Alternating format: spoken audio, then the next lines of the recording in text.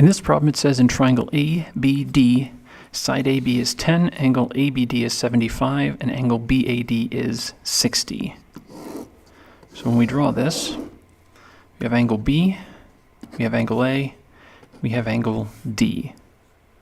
We know that AB has a length of 10, ABD has an angle measure of 75, and BAD has an angle of 60.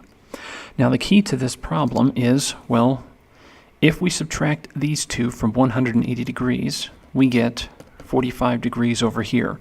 But that doesn't necessarily get us any closer to this.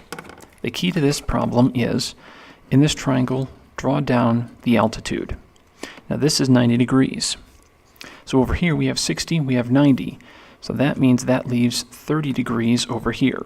Now that's very telling because because this is a 30, 60, 90 triangle, we know that this has a length of 5. And this has a length of 5 square root of 3. Because the shortest side is half the hypotenuse, and the other leg is square root of 3 times the short side. Now, we know this angle in its entirety is 75. We've already used up 30 degrees. So that leaves 45 degrees. Well, we have a right triangle, but it's isosceles. So that means this side is also 5 radical 3. And so the hypotenuse is just the length of the legs times square root of 2. So it's 5 square root of 3 times square root of 2. And so when we multiply radicals, we multiply those numbers inside.